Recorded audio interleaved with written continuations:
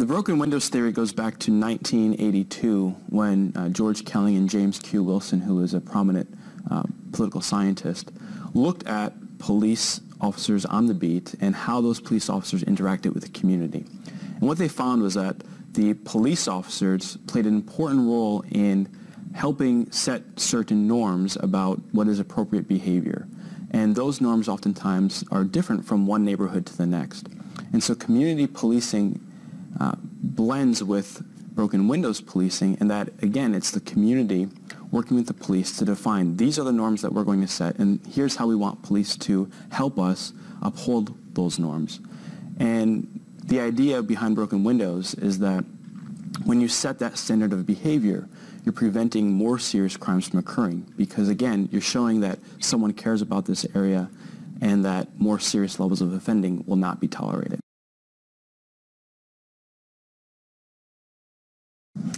The controversial broken windows approach to policing has come under that heavy criticism because people who don't like it essentially say that it disproportionately targets black and brown people and largely impoverished New Yorkers for petty infractions. Now, although NYPD denies using quotas in this program, I was joined earlier by NYPD Sergeant Edward Raymond, the lead plaintiff in a lawsuit challenging the department's use of biased quotas in policing.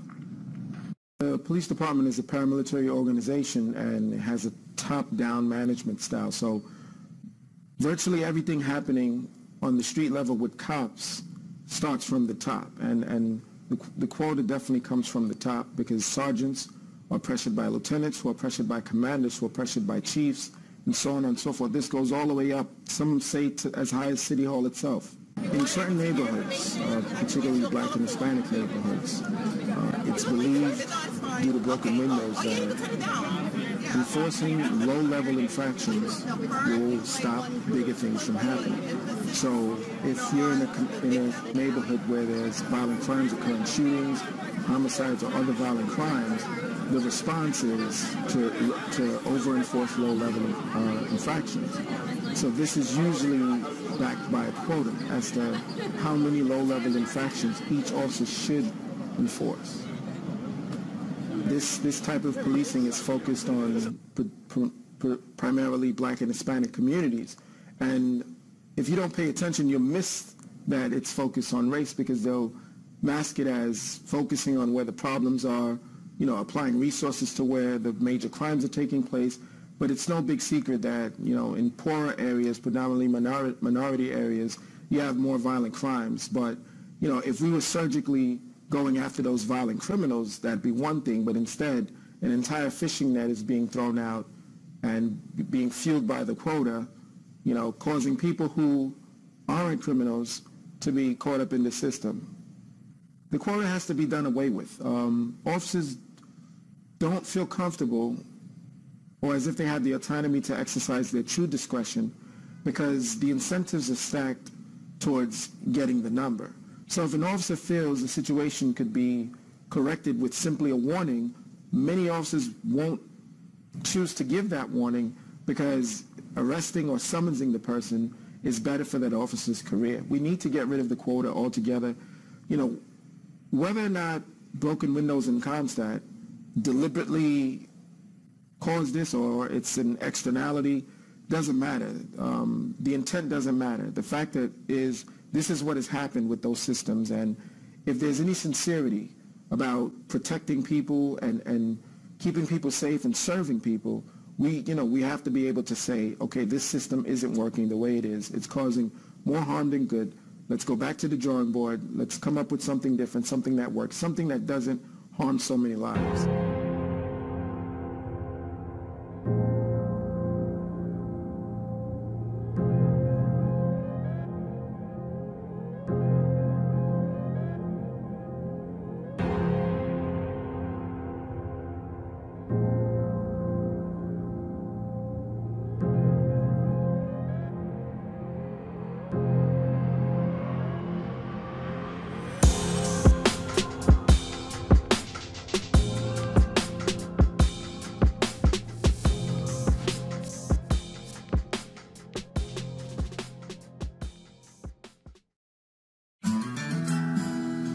Policing has come a long way since the days of Wyatt Earp. Technology is being used to catch criminals and deploy resources. The Park City Police Department is using intelligence-led policing. Our guest today is Wade Carpenter, Chief of Police. Chief, thanks for joining us. Tell me about how are you using intelligence-based policing? What really is that? In the last, since 2010, we actually have hired part-time analysts that actually look at all that crime data. They do projections, they do modeling. If we have an issue, a particular issue in a given area, and of course, if you live in that area, you feel like, hey, the world's falling apart and we're really getting hit hard in this area. We're looking at that during our briefings daily or at least weekly, meaning that if we have a trend, an uptick in crime, we try to find out why that is and then put the appropriate resources in that area. How is this helping you to apprehend criminals? Obviously, you're using a lot of data, and data is great, but you and I know that still officers have to interact with the community, get out of their vehicles, talk to people, talk to their business people. How is this helping you apprehend the criminals? So we've created a much greater sector accountability, meaning that anytime I hire an officer, when they're going through their field training portion, they actually have to, in that training process, take on a project that they think is specific to their sector or area of responsibility, meaning there's personal accountability to the people in that area. If there's more than one incident in an area, it's not just another incident, it's a problem. And so we want to push those officers into digging a little deeper, finding out why that crime is occurring and potentially who those subjects are. And so they actually take on these projects, meaning that they have relationships of trust in the community with the people that are living in that area. We're only as good as the information we receive from our community. And we found that when we have good open relationships, they do share information. So tell me about your interactions with the business community. How is the business community responding to the intelligence-led policing, and what are you doing with the business community? So we have a program called ShopWatch. ShopWatch I have a specific officer or officers that are responsible to the business district. The idea being is that if they're in that district and we had, for example, a retail theft or another problem, then the expectation from us is that our officers working in that area know who the shop owners are. So you're going to be able to use that to not only move forward with the technology piece, but also profiling the community, seeing again where the resources need to be deployed, also where maybe for staffing you needed to put your staffing, and also it would probably help you maybe get more staffing. As you know, Park City, we are growing in the whole Summit County area. So how is that going to be a challenge for you going forward with staffing levels? Well, we were talking earlier. We have some 276 special events a year in Park City. And you look at what's going on worldwide. Obviously, security is a huge part when you have special events. And our goal and the council's goal and our objectives is to keep our community safe and to keep our special events safe. And we put a great deal of effort, time, and money into those. When we have a special event, we may pull in from 3 to 5 different entities and have over 100 officers on a shift. Sundance being a great example of that. Chief, tell me about, with the technology and officers still getting out of their cars, talking to people, how are you going to tie this all together to help you get more resources for all the things that go on here in Park City? We use a lot of different technology. We work closely with the sheriff's office. We use drones with apps to do crowd counts. We use drones to help evaluate potential risks in crowds. So it's, we try to use all the resources that we have to make sure that we can create safe events. Chief, how can our viewers help you in the department? Well, as I said before, we are only as good as the intelligence we receive. And so if the community sees something, we would like them to say something. Well, Chief Carpenter, thank you for the great job you and your department are doing to protect the citizens of Park City. And thank you for spending some time with me today. Thanks, Andy. Appreciate it. We always think about cops catching criminals with their patrol cars or surveillance video, but what about drones? Ever thought about that? For the North Little Rock Police Department, this tool was the reason they caught a criminal last night in the act. THV11's Mercedes McKay has more on this helpful device. Around 10 o'clock on Monday night, officers were called about 2 suspects breaking into vehicles around the Walnut area. One suspect did get away, and the other fled several streets over. But the officers were able to keep an eye on them thanks to advanced technology. This is the North Little Rock Police Department. Come out with your hands up. It's what police officers call a valuable asset. It's just really changed some of the ways we can go after suspects. All it takes is a simple call to air traffic control. We shouldn't be up more than 15 minutes or so. And then it's liftoff. The North Little Rock Police Department has been using drones for 3 years. We try to deploy as often as we can.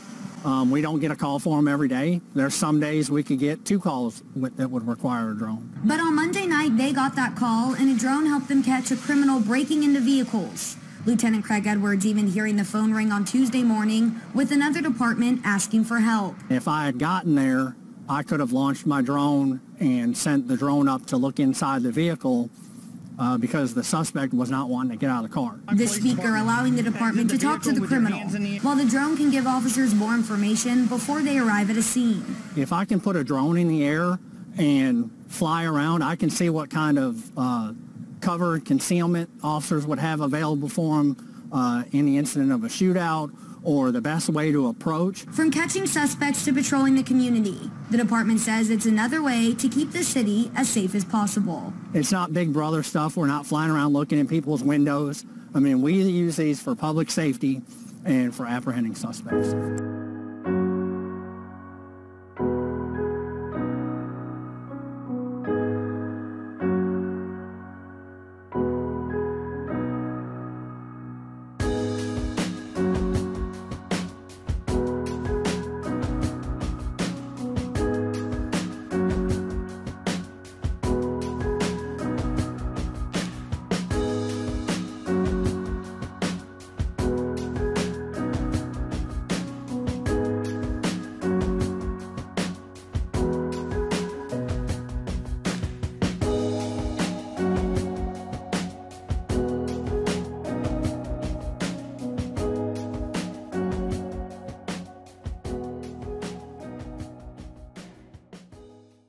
Camden, New Jersey, less than a decade ago considered the most dangerous city in America. Shootings, you wouldn't see any children because they were scared to come out of the house. This was a rough place. This was a rough place. And the attitude of the police force? It was more of a us versus them mentality. We're the good guys, and if you're not one of the good guys, you're one of the bad guys. It's absolutely the case. Former Police Chief Scott Thompson spent the last 7 years trying to change that. In 2013, when the city disbanded the entire police department over budget constraints, political disputes, and union contracts, platoon, attention! It was an opportunity to start over. How do you, as police chief, then rebuild it from the ground up? We were coming off of what was statistically our most violent, deadliest year in the city. We had 67 murders in 2012. Every new recruit that came through the door, they were told, you are going to identify yourself more with being a member of the Peace Corps than you will be a Special Forces operator in the military. They want you to fall over and hurt yourself. The hope was to restore the public's trust in law enforcement, or in some cases, build trust where there had never been any, a shift to community policing. When our recruits graduate the academy, they're immediately put on a footbeat and introduced to the community. All they do is knock on doors and introduce themselves. Put the ticket books away. Don't look to make an arrest as the first tool that you're pulling out of your toolbox. At the time, there were streets overrun by drug deals. People were afraid to come outside. What we did, which has given us sustainability and momentum, is we addressed that issue by engaging and empowering the people to leave their homes. We'd give away free ice cream. We'd put pop-up barbecues. We would feed the community. The day we visited, Captain Zach James was handing out coronavirus masks and getting lots of smiles. But 22-year-old Monet Lee wasn't buying any of it. The relationship with police, and I wouldn't just say in our city, in other cities too, is not good. They don't interact with us. I never took for granted the fragility of the trust that we started to get. And I think we still have a long way to go to get even more in this city. The department completely rewrote its use of force guidelines with an emphasis on de-escalation, and the entire force was retrained. Thompson cites this video of a man wielding a knife as the moment he knew cops were getting it. He was refusing the commands to drop the knife. Sir, drop the knife. Officers had tried to use a taser. Officers followed him patiently for several blocks, waiting for the right moment to make an arrest. Drop the knife. There's not a shadow of a doubt in my mind that 6 months prior to that, we would have shot and killed that man. According to the department, excessive force complaints have dropped 95% since 2014. We find that if you take the time and attempt to de-escalate, there's less uses of force that are necessary. If you can talk to people, you can talk them right in the handcuffs. But despite the reforms, there are still problems. This officer punching a man in 2018 was fired, and the video shown to every unit. We were signaling to every single cop that that was absolutely inappropriate, and we were not going to stand for it. Anthony Ways runs a community youth center in Camden. Would you say people in Camden, especially the young people that you work with at this center, do they trust the police department? Not yet, no. Why? The intimidating factors still exist. It's not physical as much as it is mental. We talked to the former police chief who said they focused on use of force and de-escalation, trying to become more guardians of the city as opposed to enforcers in the city.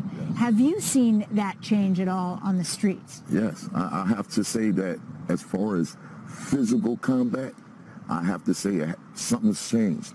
They're not jumping out, dunking people in their head no more. The repeated complaint from residents is that nearly half the police force is white in a city that is more than 90% black and Hispanic. How much of a difference would it make to you to have police officers who were from here also be the ones that were walking the streets? I think it would make a major difference because this is your city. Who better to run it than the people from it? We have not crossed the finish line here. We're better today than we were yesterday. Can change happen between the police and black African Americans in America? Hopefully sometime, maybe in the next generation.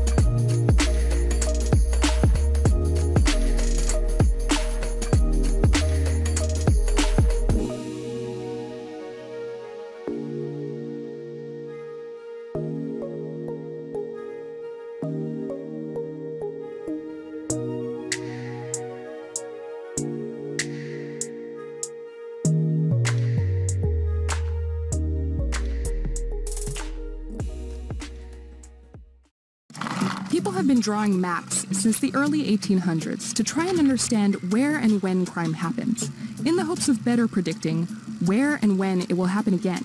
Today's crime maps are made by computers and fed by detailed crime data. Police departments routinely scan their precincts for hotspots, places experiencing a disproportionate amount of criminal activity. With the help of these maps, many departments simply put cops on the dots in order to prevent future crimes. This hotspot analysis has become more sophisticated, leading to predictive policing. Most predictive policing begins with a grid, dividing a city into squares that can be as small as half a block. Beginning with data of previous crimes, computer programs create a forecast for each square, estimating the risk of a crime occurring there during a precinct's next 4-hour shift. But beyond that, predictive policing systems differ in their approaches. CRIJ was one of the first predictive policing tools on the market, and its forecasts are based solely on crime data, what kind of crime happened, where, and when. It builds on techniques for forecasting earthquakes, with the aftershocks of a crime reverberating across the city's grid. Then there's risk terrain modeling, which draws on the same basic crime data as well as features of the city, like proximity to a public transportation hub, a collection of bars, the current weather, or even the phases of the moon. HunchLab uses the same advanced factors as risk terrain modeling and adds a learning algorithm, a tree-based technique for assigning risk to grid cells. You can think of this like a game of 20 questions. Have there been complaints about disorderly conduct nearby recently? Is there a concentration of bars or liquor stores nearby? Is there a subway stop nearby? Answering each question sends you down a different branch of the tree, the end of the process being a risk value. Ultimately, HunchLab creates hundreds of these trees and combines them into a forest to create a robust forecasting tool. Will we ever really be able to predict crimes before they happen? Maybe not. But even the idea prompts important questions about how we manage police resources.